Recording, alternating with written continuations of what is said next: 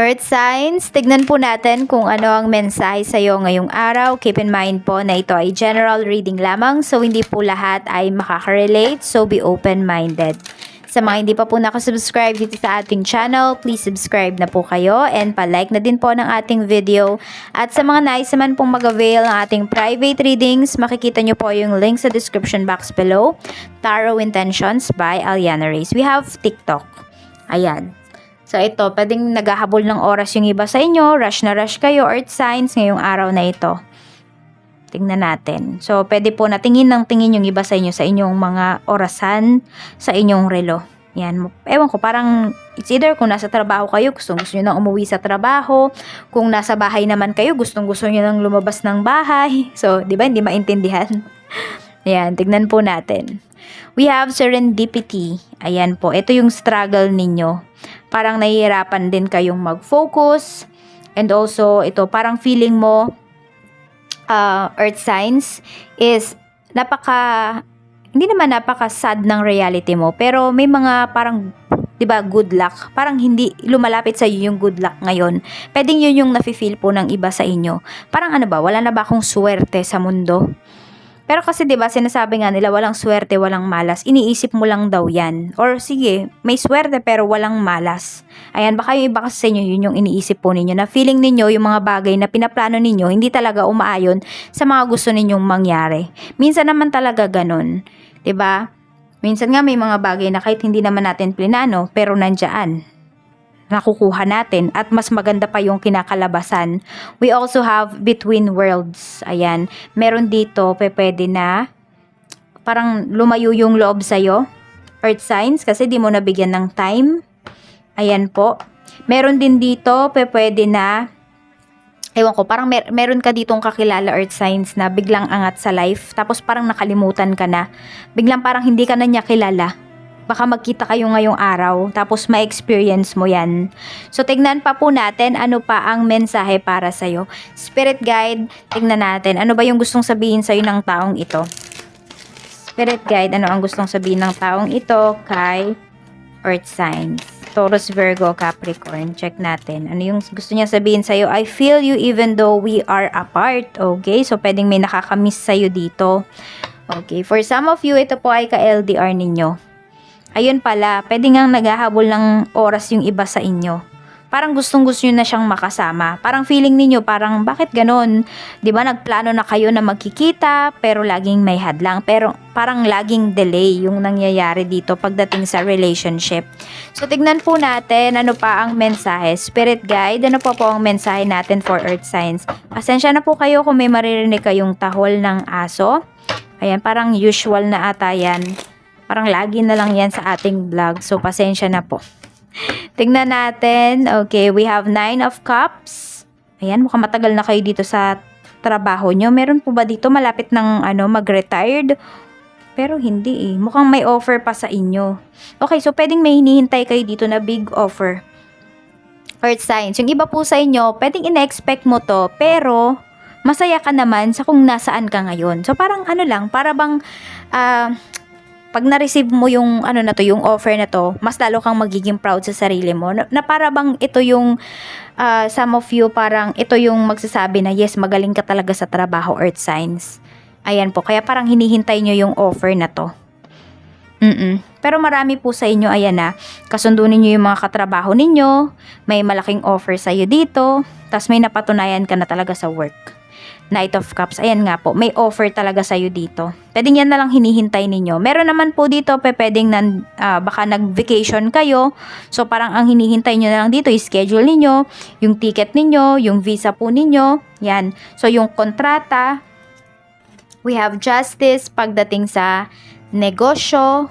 We have 10 of Cups. Ayan, so nababalanse nyo naman po, earth signs, yung inyong oras pagdating sa negosyo at pagdating po sa inyong pamilya. Or pwedeng family business kasi to. Ayan, baka hinati-hati na yung family business ninyo. Kaya nakaka-feel yung iba sa inyo na parang walang good luck sa life ninyo. Kasi po pwede nung humiwalay kayo sa family ninyo, earth signs, or yung business ba. Pwedeng, hindi nyo na feel na lumalaki yung kita. Ayan po. So, temperance. Sinasabi naman sa'yo dito ni universe kasi siguro dahil naghiwa-hiwalay na kayo, 'di ba? Naghati-hati na kayo dito. So, ang kailangan lang talaga is tiyaga. Tiyagain mo pa rin po itong business mo. Yung iba sa inyo, hindi ito family business, pero need nyo po talagang tiyagain. At saka ayusin nyo daw yung mga papers para wala po kayong magiging problema about sa legalities po ng business ninyo. Earth signs, yun po yung gawin ninyo. Kasi hindi lang naman kayo, o hindi lang naman yung customers ninyo yung iniingatan ninyo. Hindi ba po? Pagdating sa mga legalities na yan, pagdating sa mga papers na yan, pati rin po yung business ninyo, pati rin po yung sarili ninyo. Tignan natin, we have 10 of wands. Pagdating sa pera yan, we have Knight of Pentacles. Marami sa inyo dito. Ayan, todo-todo kayod talaga, earth signs. Pwedeng ang dami-dami ninyong side hustles kasi may pinag-iipunan kayo dito. We have the Tower. Okay, yung iba po sa inyo, pwedeng ang dami-daming bills, bayarin sa bahay. More on sa bahay yung nakikita ko dito. Pwedeng meron dito, baka medyo, matagal-tagal na ba kayong hindi nakakabayad sa bahay or pang 2 months na ba ngayong buwan na to. So, nag-aalala na yung iba sa inyo. Nai-stress talaga. Stress yung energy na lumalabas dito. Ayan, Queen of Swords, parang nag-aaway na din yung iba sa inyo. Ayan, ng mga nakatira sa bahay na ito, nag-aaway-away na kasi nga pwedeng ang dami-daming unpaid bills.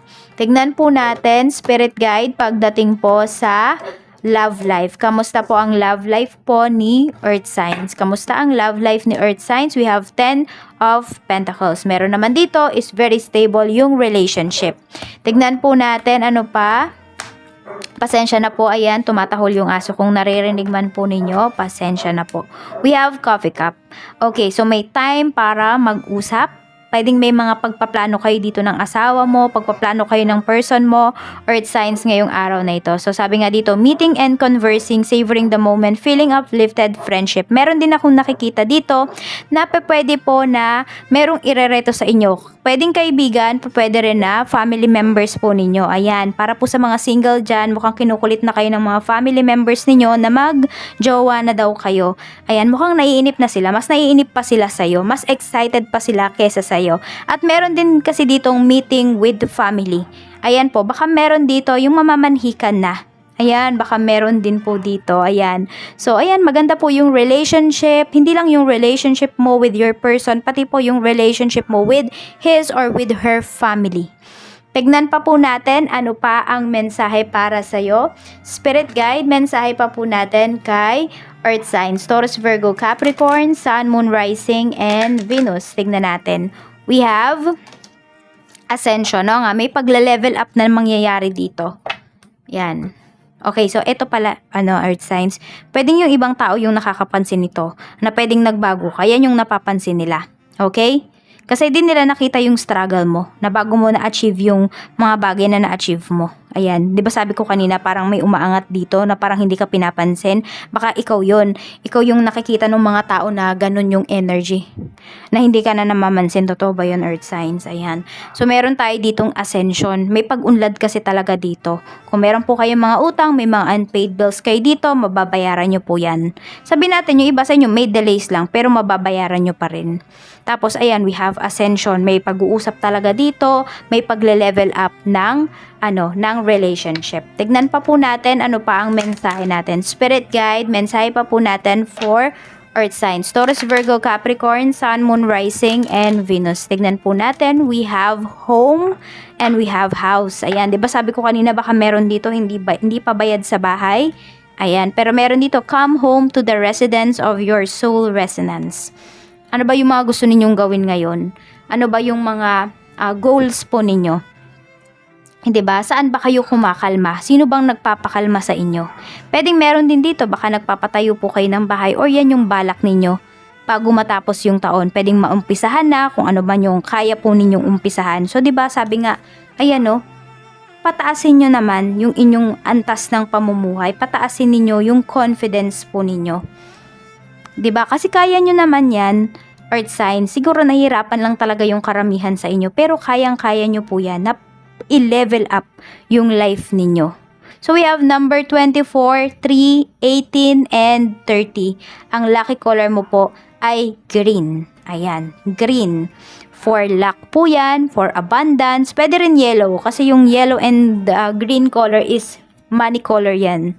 Ayan po. And yung yellow naman is for happiness. Kung gusto nyo maka-attract ng happiness, kung feeling niyo puro negative na yung nararamdaman ninyo ngayong araw, suot kayo ng yellow.